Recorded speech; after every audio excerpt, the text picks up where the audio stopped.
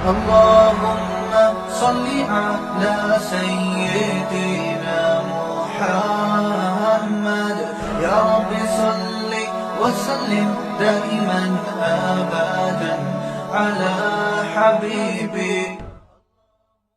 کہ وَلِلَّذِينَ كَفَرُوا بِرَبِّهِمْ، جو لوگ اپنے رب کا انکار کرتے ہیں ان کے لیے عذاب جہنم، جہنم کا عذاب ہے، وَبِئْسَ الْمَصِيرُ، اور وہ بہت برا ٹھکانہ ہے.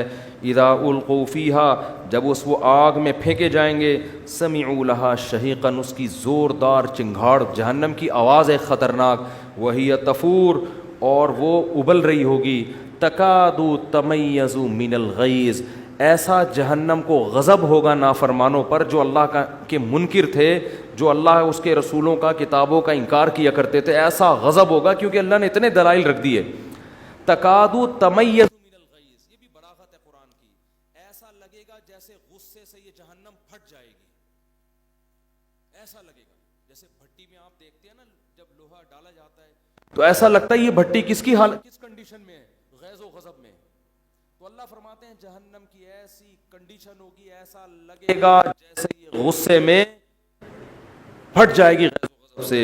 فرمایا کلما القی فیہا فوج سألہم خزنتہا، جب بھی کوئی جماعت اس آگ میں ڈالی جائے گی تو جہنم کے جو داروغہ ہیں وہ ان سے پوچھیں گے الم یاتکم نذیر، کیا تمہیں اس آگ سے کسی نے ڈرایا نہیں تھا؟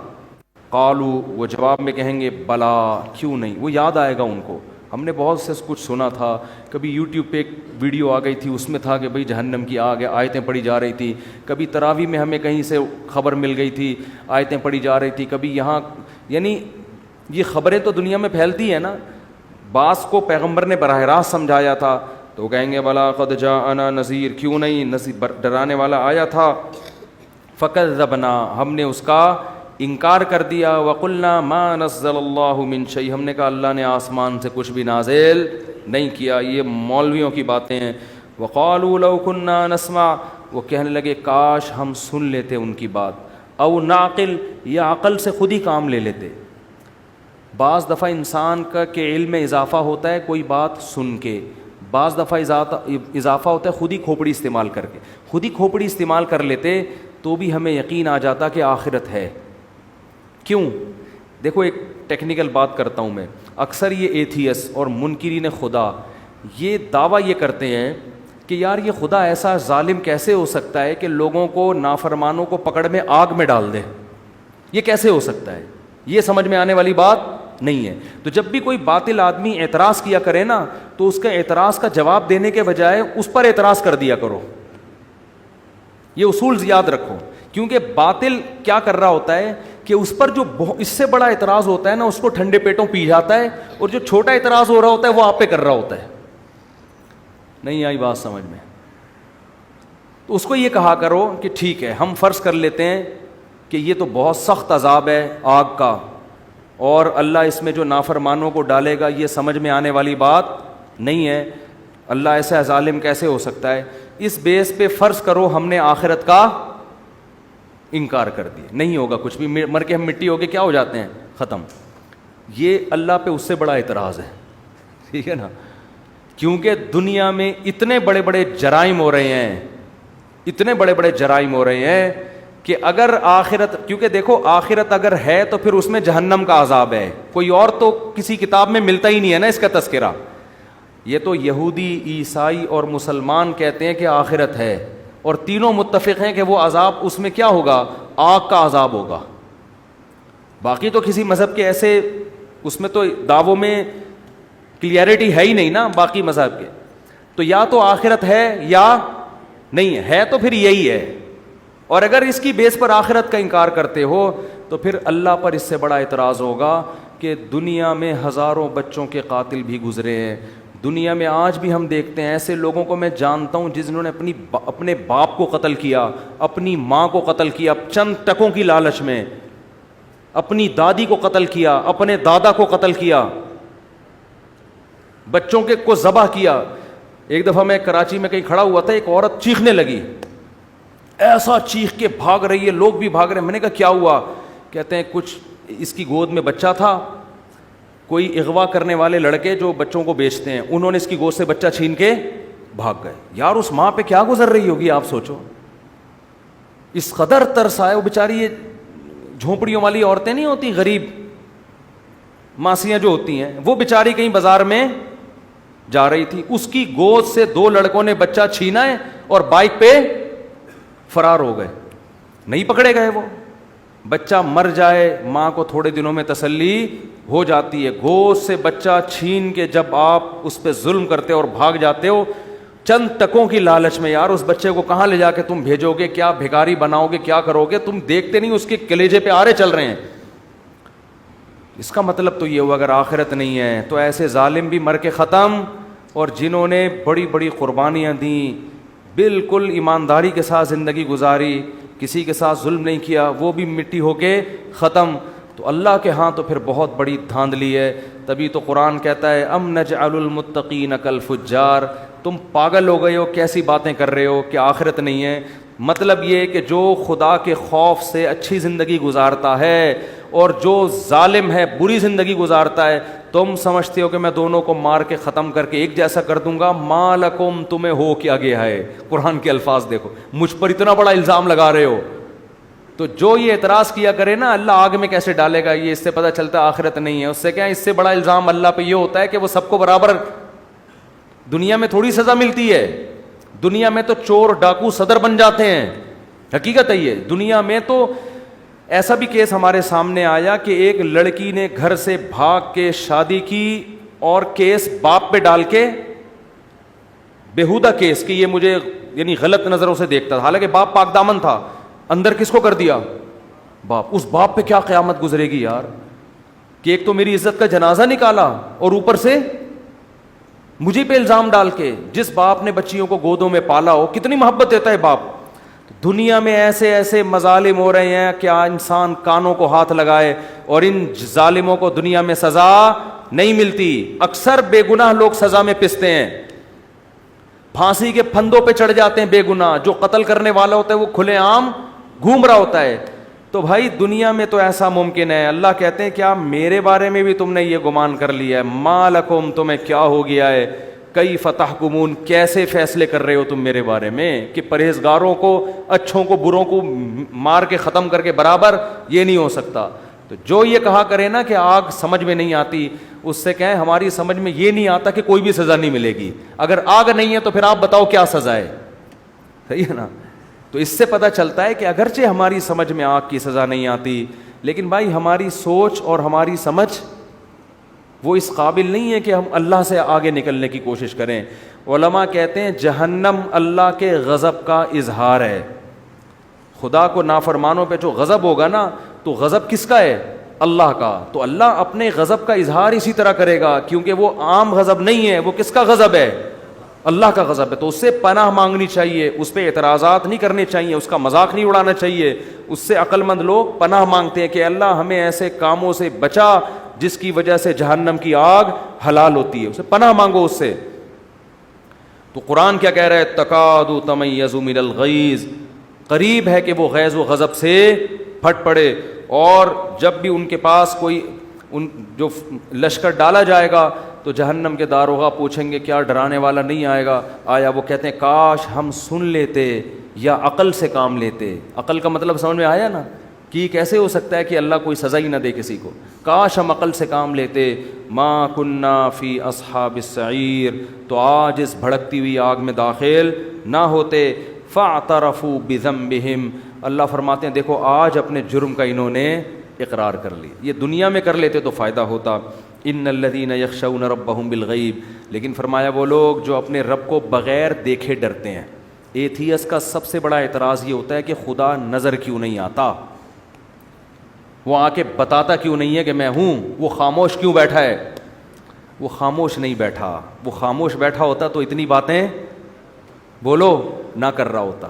وہ خاموش نہیں, ہاں نظر نہیں آئے گا وہ, کیونکہ نظر آتا تو اسے بتانے کی, باتیں کرنے کی ضرورت, بولتے کیوں نہیں, پھر ضرورت تھوڑی تھی. پھر نہ پیغمبروں کو بھیجنے کی ضرورت, پھر نہ کتابیں نازل کرنے کی ضرورت. اس کو کیا ضرورت تھی یہ سب چیزیں کرنے کی بھائی, کیونکہ جب وہ نظر آ جاتا تو حجت تمام ہو جاتی. آزمائش پھر سوچنے کا موقع تھوڑی ملتا. نظر نہ آنے کا فائدہ ہے, اللہ سوچنے کا موقع دے رہا ہے کہ جب سمجھ میں آ جائے توبہ کر لینا, توبہ قبول کر لوں گا. جب اللہ ایسی بڑی نشانی دکھاتا ہے تو پھر سوچنے کا موقع نہیں دیتا.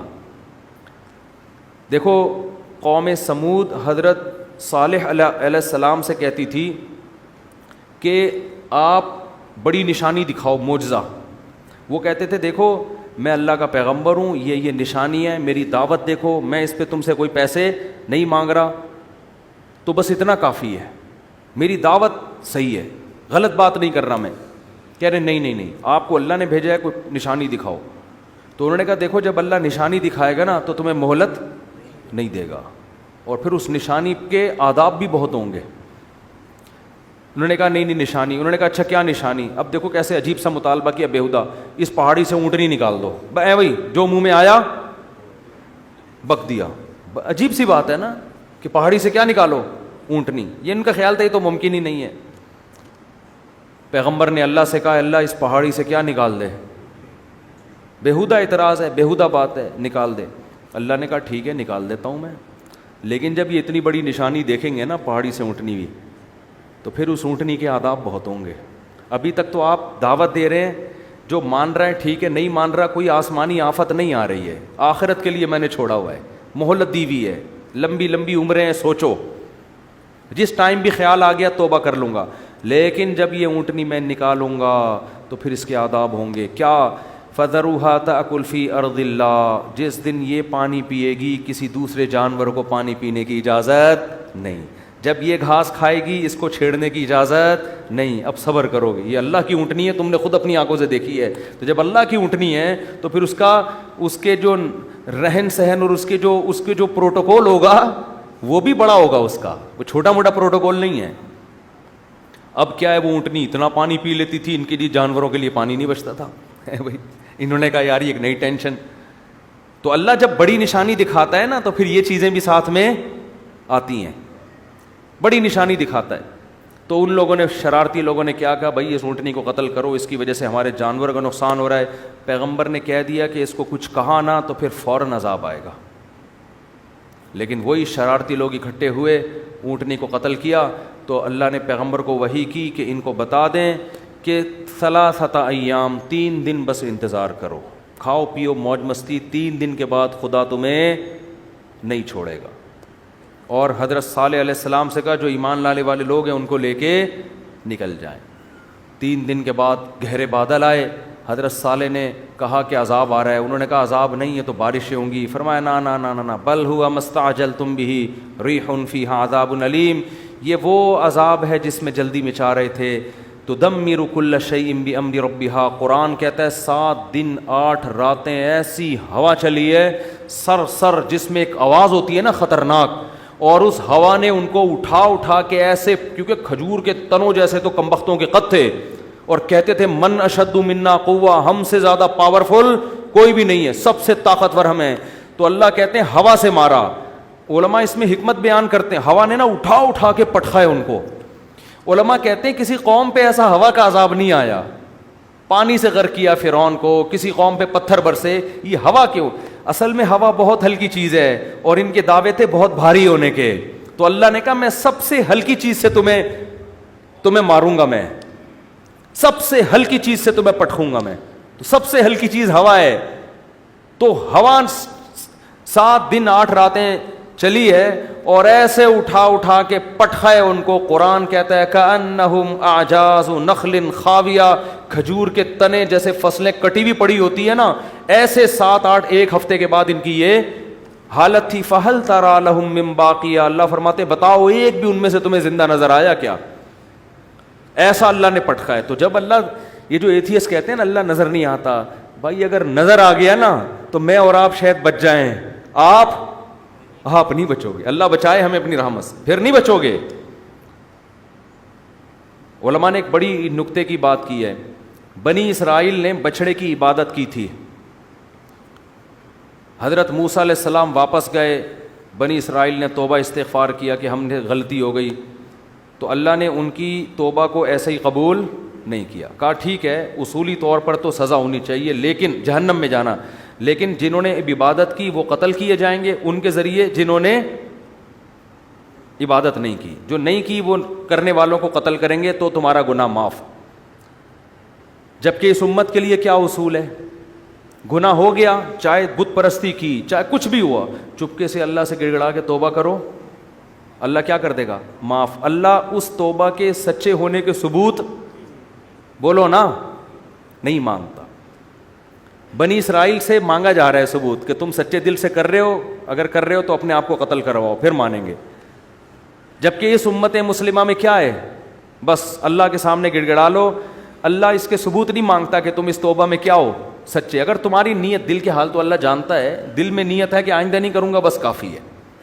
کیوں علماء کہتے ہیں کہ اس امت پر جب قرآن نازل ہوا بہت سے لوگوں نے نہ جبریل کو دیکھا نہ اللہ کو دیکھا، مگر وہ پیغمبر کی بات پر انہوں نے یقین کیا. حتیٰ کہ پیغمبر نے یہ کہا نا میں مسجد اقصیٰ سے آسمانوں پہ گیا ہوں، صحابہ نے مان لیا کہ آپ کی زبان سے ہم نے جھوٹ کبھی نہیں سنا. غیب پر یقین. تو اللہ نے کہا تم جب مجھ پہ غیب پہ یقین کرتے ہو تو میں بھی تمہارے ساتھ توبہ میں وہی معاملہ کروں گا جو کیس پر ہوتا ہے؟ غیب پر. تم سے ثبوت بولو بھائی نہیں. بنی اسرائیل کم بختوں نے کیا کیا تھا؟ جب موسیٰ علیہ السلام کو تورات ملی ہے، بنی اسرائیل نے کہا ایسا یقین نہیں کریں گے جب تک اللہ کو اپنی آنکھوں سے دیکھ نہیں لیتے. اللہ نے کہا جب تک مجھے دیکھا نہیں تھا نا، یقین نہیں کر رہے تھے، تو میں بھی تمہاری توبہ کے سچے ہونے کے ثبوت جب تک دیکھ نہیں لوں گا اس وقت تک تمہاری توبہ قبول نہیں کروں گا. جیسے تم ہو ویسے ہی ہمارا بھی تمہارے ساتھ معاملہ ہے. تو جس کو اللہ جتنی بڑی نشانیاں دکھاتے ہیں اس کا معاملہ اتنا ہی کیا ہو جاتا ہے؟ مشکل. تبھی تو قرآن میں آتا ہے کہ جب سورج مغرب سے نکلے گا، حدیث میں آتا ہے، قرآن میں بھی اس کا تذکرہ اللہ نے کیا، اشارہ دیا، حدیث میں تفصیل ہے کہ ایک وقت ایسا آئے گا کہ اللہ سورج کو کہاں سے نکالیں گے؟ مغرب سے. اور وہ مغرب سے نکل کے جب زوال تک پہنچے گا تو دوبارہ مغرب میں ڈوب جائے گا.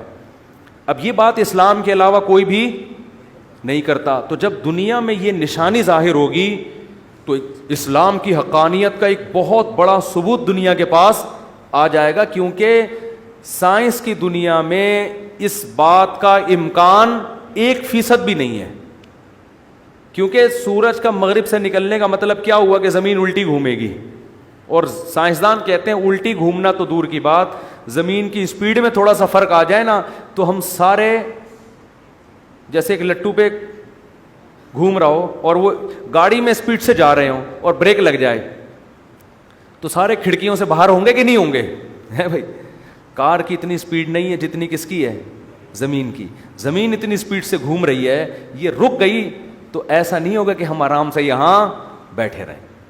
آپ سب اپنے سسرال پہنچ چکے ہوں گے اس میں یعنی ایسی جگہ جا چکے ہوں گے جہاں آپ کبھی بھی جانا نہیں جانتے. سالوں سے گلے مل رہے ہوں گے، آپ سسر کے پاس آ کے بیٹھے ہوئے ہوں گے آپ. یعنی ایسی ایسی جگہ آپ کو زمین پہنچا دے گی جہاں آپ کبھی بھی جانا نہیں چاہتے. اور الٹا گھومنا شروع ہو جائے پھر تو بالکل ناممکن. لیکن اللہ کو ہر چیز کی قدرت ہے. حدیث میں آتا ہے سورج کہاں سے نکلے گا، لیکن یہ اتنی بڑی اسلام کی حقانیت کی نشانی دنیا اپنی آنکھوں سے دیکھے گی کہ اس کے بعد اسلام ماننے کے علاوہ کوئی آپشن، کوئی چارہ نہیں ہوگا. لیکن قرآن کیا کہہ رہا ہے؟ توبہ کا دروازہ بند کروں گا میں اس وقت لم تکن آمنت من قبل او کسبت فی ایمانها خیرا یوم یاتی بعض آیات ربک. وہ کیا ہے آیت یار؟ یوم یاتی بعض آیات ربک لا ينفع نفسا ایمانها لم تکن آمنت من قبل او کسبت فی ایمانها خیرا. اللہ کہتے ہیں اس وقت کوئی کافر مسلمان ہوگا تو اس کا اسلام قبول نہیں، اور کوئی گنہگار مسلمان توبہ کرے گا تو اس کی توبہ قبول نہیں ہوگی. سمجھ میں آ رہی ہے بات کہ نہیں آ رہی؟ تو اس لیے غیب پہ معاملہ لکھا ہے. یہی دیکھو، اونٹ کو دیکھو، شہد کی مکھی کو دیکھو، سورج کا نکلنا دیکھو، چاند کو دیکھو. للشمس ينبغي لها ان تدرك القمر. اللہ کہتے ہیں ہر ایک کو ایسے دائروں میں تیرا دیا میں نے، نہ چاند سورج سے ٹکراتا ہے اور نہ سورج چاند سے ٹکراتا. کل فی فلک یسبحون. اتنے بڑے بڑے اجرام ایک مخصوص دائروں کے اندر لٹو کی طرح گھوم رہے ہیں، یہ آٹومیٹیکلی خود بخود نہیں ہو سکتا. یمسک السماوات والارض ان تزولا, اللہ ہے جس نے آسمانوں اور زمینوں کو تھاما ہوا ہے کہ اپنی جگہ سے ڈاما ڈول نہ ہو جائیں. وَلَئِن زَالَتَا, ذرا سا ان کا بیلنس آؤٹ ہوگا, اللہ کہتے ہیں یہ جاپان کے سائنسدان اس کو بیلنس پہ نہیں لے کر آئیں گے. تو کیڑے مکوڑوں کی طرح یہ خلائی سیارے تھے جو تھوڑا سا نیچے سے جس نے چھلانگ لگائی ہے نا, ٹھیک, تھوڑا سا نیچے سے, یہ مجھے وہ لطیفہ بچپن کا بہت یاد آتا ہے, تھوڑا سا نیچے. دوبارہ سنا دوں, کل سنایا تھا, نئے لوگ بھی آ گئے. تو 3 آدمی, ایک امریکی, تو بس یہ اس کے بعد بیان ختم ہو رہا ہے نا, نئے نئے لوگ بھی آتے ہیں. ایک بھی نیا ہو نا, ایک بندہ بھی نیا ہو تو یہ لطیفہ اس قابل ہے کہ اس کی رعایت میں اس کو سنایا جائے, ٹھیک ہے. پاکستانیوں کی ریسرچ کا پتہ چلتا ہے. تو 3 آدمی بیٹھے ہوئے تھے, ایک امریکی, ایک جاپانی اور ایک پاکستانی. امریکی نے چھوڑی تو نہیں, وہ تو کسی حد تک صحیح ہے کہ ہمارے جو ہوائی جہاز ہیں بالکل آسمان سے چپک کے چلتے ہیں. انہوں نے کہا بالکل آسمان سے, اس نے کہا نہیں تھوڑا سا نیچے. جاپانی نے کہا ہماری جو آبدوزیں ہیں سمندر کی زمین سے چپک کے چلتی ہیں. انہوں نے کہا بالکل چپک کے, کہا نہیں تھوڑا سا اوپر. پاکستانی کیا کرتا, اس نے کہا ہم لوگ ناک سے کھانا کھاتے ہیں. کہا بالکل ناک سے, کہہ رہا تھوڑا سا نیچے, ٹھیک ہے, تھوڑا سا نیچے. تو اگر اللہ اس نظام کو تھوڑا سا اوپر یا تھوڑا سا نیچے کر دے, زمین کے بیلنس کو 23 ڈگری جھکی ہوئی ہے, تھوڑا سا اللہ یوں کر دے, یا جس مدار پہ کوئی اسپیڈ کم ہو جائے تھوڑی, یا اسپیڈ زیادہ ہو جائے, تو اللہ فرماتے ہیں ان امسکہما من احد من بعدی, خدا کے علاوہ کوئی بھی ان کو اپنے مدار پہ نہیں لا سکتا. زمین سے باہر نکل کے دھکا کون دے گا اس کو, باہر ٹکیں گے کہاں, کون باہر جا کے. تو ہماری جتنی ترقی ہے نا, کچھ بھی ہو, یہ آٹے میں ذرہ ہے اس کائنات کے مقابلے میں, یہ کخ بھی نہیں ہے. ایک سونامی کا طوفان یہ سب کچھ ملیا میٹ کرنے, یہ سمندر 3 گنا زیادہ ہے. یہ تھوڑا سا اوپر آ گیا تو ویسے ہی سب تیر رہے ہوں گے یہاں پہ, کچھ بھی نہیں ہے. یہ گلیشیئر پگھل جائیں تو سب لیٹے ہوئے ہوں گے یہاں پہ. تو اتنا فنٹر بننے کی ضرورت نہیں ہے. ٹھیک ہے, ترقی کی ہے, بہت اچھی بات ہے. خدا کی آنکھوں میں آنکھیں ڈال کے تھوڑی بات کرو یار تم. اللہ اور اس کائنات کے مقابلے میں کیا اوقات ہے. سورج جتنا ایندھن ایک دن میں خارج کر دیتا ہے نا, ہم ہزاروں لاکھوں سال میں بھی ہمارے جہازوں میں اور ہمارے راکٹوں میں اتنا ایندھن خرچ وہ سیکنڈوں میں اڑا دیتا ہے. اتنا ایندھن خرچ کر دیتا ہے وہ. اتنے اللہ کے خزانے ہیں. اور جل رہا ہے کیسا, تکے کی طرح ہمیں پکا رہا ہے سورج جو ہے, جلا ہوا ہے, اور صبح صبح اٹھتا ہے اور ایسے تپاتا ہوا سب کو نکل جاتا ہے. کوئی کمی اس میں نہیں ہو رہی. اور اللہ میاں نے بھی زمین کو نا, جیسے تکا نہیں, ہم ادھر سے اب تھوڑا سا یوں تکے کو ایسے پکاتے ہیں نا, تو اللہ بھی زمین کو ایسا ہی. ابھی یہاں رات ہو رہی ہے, امریکہ میں کیا ہو رہا ہے, دن. تو یہ بالکل ایسے تکے کی بوٹی کی طرح زمین کو اللہ یوں کرتے, کیا کرتے ہیں, گھماتے. چلو بھائی اب ادھر والے تھوڑا سا انجوائے کریں سورج کو, وہاں والے سو جائیں, اب تھوڑا سا ادھر والے انجوائے کریں. اب ناروے والے پریشان تھے, وہ تو کنارے پر ہیں, تو اللہ نے ان کو کسی اور طرح سے گھما دیا کہ تم نے 6 مہینے دن کے مزے لیے ہیں, اب 6 مہینے اندھیروں کے مزے لو. اور ادھر والے روشنی میں آ جائیں گے 6 مہینے کے لیے جب ادھر اندھیرا ہوگا, اور جب ادھر روشنی ہوگی 6 مہینے کے لیے ادھر کیا ہو جائے گا. ہر لحاظ سے زمین کو نا بڑے طریقے سے سورج کے گرد بالکل جیسے تکا پکانے والا, سوراب گوٹ کی بوٹیاں پکانے والا نہیں, ادھر سے, اور مرغیاں جیسے انڈے کو سہ رہی ہوتی ہیں ادھر سے, اب تھوڑا سا ادھر سے اور چوزا نکل آتا ہے. تو یہ بھائی خود بخود کوئی بھی سسٹم نہیں ہے. ذالک تقدیر العزیز العلیم. قرآن کہتا ہے زبردست غالب بادشاہ ہے جس کو ہر چیز پر قدرت ہے, العلیم جس کے پاس علم بھی ہے کہ کس وقت کس کو کہاں سے تپانا ہے. ٹھیک ہے نا, کدھر سے گرم کرنا ہے, کدھر لائٹ پڑنی چاہیے, کدھر اندھیرا ہونا چاہیے, کدھر گرمی ہونی چاہیے, کدھر سردی ہونی چاہیے, پورا سسٹم ہے یہ. تو اس کے بعد بھی کوئی خدا کا انکار کرے گا اور خدا کی مان کے نہیں چلے گا, تو اللہ کو یہ حق بنتا ہے کہ اس پہ غصہ کرے اور اپنے غضب کے اظہار میں اس کو جہنم کی آگ میں ڈال دے. اللہ ہم سب کو اس آگ سے محفوظ رکھے. مفتی طارق مسعود صاحب کے بیانات سننے کے لیے youtube.com/مفتی طارق مسعود کو سبسکرائب کریں, اور اگر آپ لائیو ویڈیو کو کبھی بھی مس نہیں کرنا چاہتے ہیں تو سبسکرائب کرنے کے بعد بیل آئیکن پہ کلک کرنا مت بھولیں. جزاک اللہ.